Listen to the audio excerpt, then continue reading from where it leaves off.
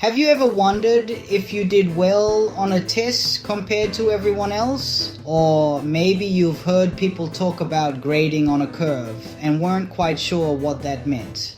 The key to understanding these ideas is a simple, beautiful shape called the bell curve. Average.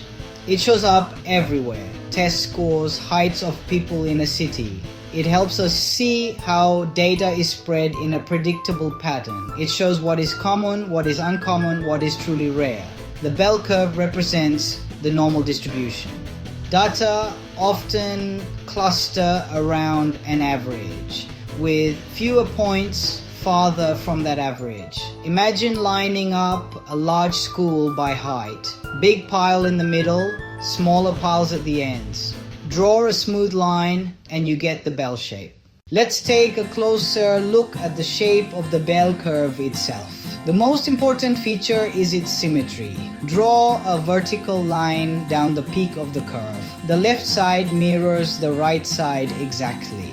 The chance of being a certain distance below the average equals the chance of being that distance above. This balance makes the normal distribution predictable and easy to work with. In a perfect normal distribution, three center measures converge: the mean, the median, the mode. The mean is the average. The median is the middle value when ordered. The mode is the most frequent value. On a bell curve, the highest point, the mode, is the dead center, the median, and the balancing point, the mean. The ends are called tails. They approach the axis but never touch, so extreme values are very unlikely, not impossible. That's why records and once-in-a-lifetime events show up in the far tails. Most points pack into a big bulge near the mean and then toward the tails at a predictable rate. We will cover the empirical rule next. To tell the whole story of a specific bell curve, you only need two numbers. The first number is the mean, mu. It is the anchor point, the center, where the curve peaks. Example, average height of men may be 5 feet 9 inches. Example, test scores may be 75 out of 100. The second magic number is the standard deviation, sigma. It tells how wide the spread is. Small sigma, tall, narrow curve. Large sigma, short, wide curve. Sigma quantifies the normal amount of variation you can expect. Class A arrows cluster near the bullseye. Scores have a small standard deviation. Class B arrows all over the target. Scores have a large standard deviation. Even if both classes have the same mean, sigma shows Class A is more consistent. Mu sets the stage, the center. Sigma directs the action. How far most will stray.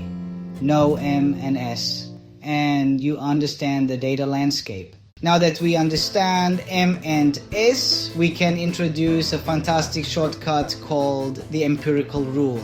It is also known as the 68, 95, 99.7 rule. Three numbers to remember. It estimates percentages in a normal distribution without complex formulas or tables. First, about 68% fall within one standard deviation of the mean. Go 1 sigma left and right. You capture roughly 2/3 of the data. Second, about 95% fall within 2 standard deviations of the mean. Third, about 99.7% fall within 3 standard deviations. Only about 0.3%, 3 out of 1,000, are outside this range. That is extremely rare. Per side, 34%, between M and plus ones, 13.5%, between onces and 2x, and 2.35% between 2x and 3 sets. Memorizing these smaller percentages gives you quick power to assess any point on the curve. Section 5. Putting the rule to work. A test score example. Imagine a large group took a final exam and their scores were normally distributed. The average mu was 70 and the standard deviation sigma was 10. One standard deviation means about 10 points in either direction. About 68% scored between 60 and 80. A 75 sits right in the heart of this big group. A typical solid performance. 95% fall within 2 sigma. 70 minus 20 equals 50 plus 20 equals 90. A 90 sits at the edge of that range, better than about 97.5% of the class. 99.7% scored between 40 and 100. Almost everyone. Below 40 or a perfect 100 would be exceptionally rare. 85 is very good, 55 is on the low side, and 95 is truly outstanding. Section 6, Z-scores. The grade equalizer. The empirical rule is great for values exactly 1, 2, or 3 standard deviations from the mean. But what about all the numbers in between? An 85 sits between 1 and 2 sigma above the mean. Where exactly? To pinpoint the precise location on a normal curve, we use a Z-score. A Z-score tells exactly how many standard deviations a point is from the mean. The formula, Z equals open parenthesis, X minus mu close parenthesis divided by sigma. Positive is above average, negative is below, 0 is exactly average. For 85, Z equals open parenthesis, 85 minus 70 close parenthesis divided by 10 equals 1.5. For 62, Z equals open parenthesis, 62 minus 70 close parenthesis divided by 10 equals minus 0.8.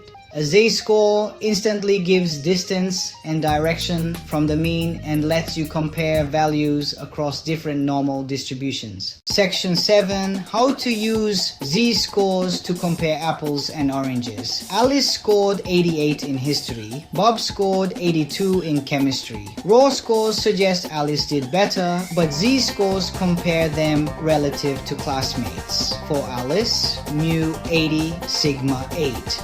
Z equals 8 divided by 8 equals plus 1.0, about the 84th percentile.